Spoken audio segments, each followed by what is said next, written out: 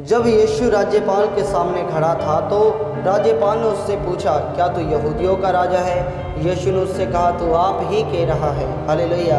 Bible बताती है कि जब प्रभु यीशु मसीह को पकड़वाया गया, पिलातूस के सामने खड़ा किया गया, तो कह रहे पिलातूस ने उससे पूछा कि क्या तू यहूदियों का राजा है? प्रभु यीशु ने कहा कि तू आप ही अपने मुख से कह रहा है। जब प्रधान याजक और पुरनिये उस पर दोष लगा रहे थे तो उसने कुछ भी उत्तर नहीं दिया। इस पर पिलातूस ने उससे कहा, क्या तू नहीं सुनता कि ये तेरे विरुद्ध में कितनी गवाहियाँ दे रहे हैं? हालेलुया। जब हर एक इंसान, प्रधान याजक, पुरनिये प्रभु यीशु मसीह पर दोष लगा रहे थे तो पिलातूस ने देखा कि तुझे नहीं सुनता कि ये लोग तुझ पर दोष लगा रहे हैं, तू कुछ अपने मुख से बोल। परंतु बाइबल कहती है कि परंतु उसने उसको एक भी बात का उत्तर नहीं दिया, यहाँ तक कि राज्यपाल को बड़ा आश्चर्य हुआ। हालेलुया। बाइबल बता रही है कि आगे जब प्रभु यीशु मसीह से उसने पूछा तो प्रभु यीशु मसीह ने वहाँ पर एक भी बात का उत्तर नहीं दिया। इस पर पिलातूस को बड़ा आश्चर्य हुआ, क्योंकि जो प्रभु यीशु मसीह में कोई कमी नहीं थी, प्रभु यीशु मसीह ने ऐसा कोई काम नहीं किया था कि जिसकी वजह से उसको कुछ कहना पड़े। हालेलुया। तो आगे चलिए, आगे पढ़ते हैं कि परमेश्वर का वचन हमें क्या कहता है। और राज्यपाल की यह रीति थी कि उस पर में लोगों के लिए किसी एक बंदी को जिसे वे चाहते थे छोड़ देता था। हालेलुया। परमेश्वर का वचन कह रहा है कि राज्यपाल की यह परंपरा, एक रीति थी कि जिस किसी भी कैदी के बदले वे किसी कैदी को छुड़ाना चाहते थे, हालेलुया, तो वे उन लोगों के मांग के द्वारा उस कैदी को छोड़ देता था। हालेलुया। और आगे लिखा, उस समय बरअब्बस नामक उन्हीं में एक नामी बंधुआ था।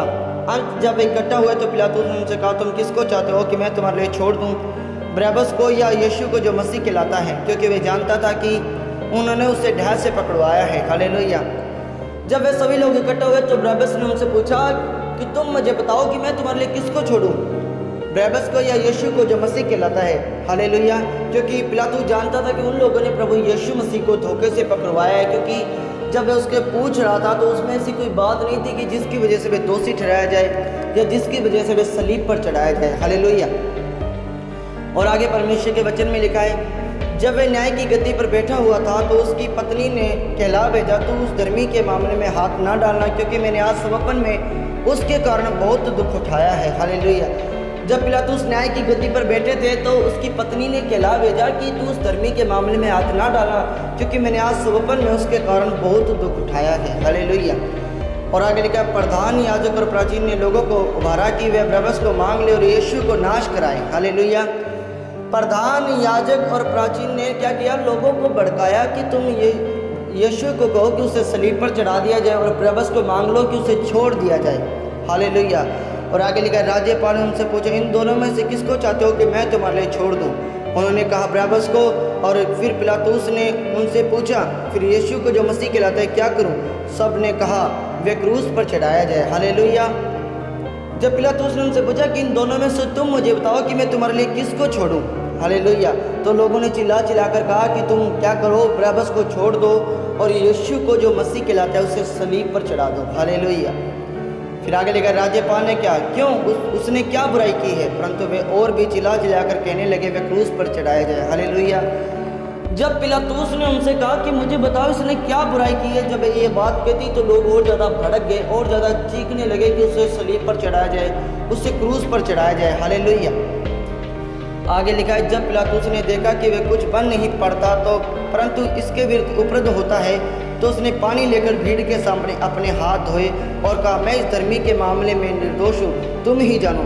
सब लोगों ने उत्तर दिया, इसका लोग हम पर, हमारी संतान पर हो। हालेलुया। जब पिलातूस ने देखा कि लोगों को मेरे समझाने के बावजूद भी कुछ नहीं हो पा रहा, परंतु ज़्यादा दंगे प्रसाद, ज़्यादा लोग चिल्ला चिल्ला कर कह रहे, तो उसने पानी लेकर अपने हाथ धोए, कहा कि मैं इस धर्मी के मामले में निर्दोष हूँ। तब लोगों ने कहा कि इसका लहू मुझ पर और मेरी संतान पर हो। हालेलुया। और आगे हम देखते हैं कि इस पर उसने बरअब्बस को उनके लिए छोड़ दिया और यीशु को कोड़े लगवाकर उसे सौंप दिया कि वे क्रूस पर चढ़ाया जाए। हालेलुया। इस बात पर क्या हुआ कि उन लोगों के कहने के अनुसार बरअब्बस को छोड़ दिया गया और प्रभु यीशु मसीह को कोड़े लगवाए। हालेलुया। प्रभु यीशु मसीह को 39 कोड़े लगवाए। उस जगह पर प्रभु यीशु मसीह के साथ बहुत सी बदसलूकी लोगों ने की। हालेलुया। और बरअब्बस को, जिसने गलत काम किए थे, जिसने बहुत से अनेकों पाप किए थे, उसे प्रभु यीशु मसीह के बदले छोड़ दिया गया था। आगे हम देखते हैं कैसे प्रभु यीशु मसीह को सताया गया, कैसे प्रभु यीशु मसीह को सलीब पर चढ़ाया गया। तो चलिए आगे पढ़ते हैं परमेश्वर का वचन में क्या कहता है।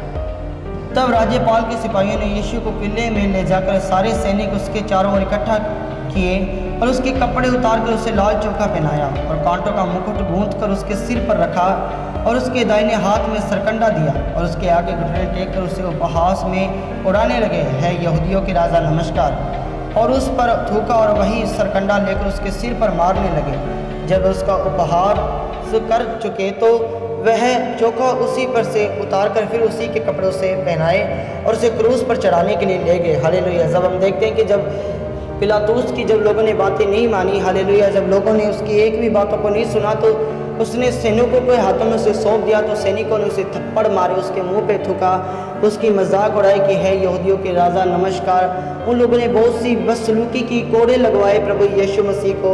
और आगे हम देखते हैं कि प्रभु यीशु मसीह के साथ क्या क्या लोगों ने किया और क्यों धर्मी परमेश्वर आपके लिए और मेरे लिए सूली पे चढ़ाया गया। हालेलुया।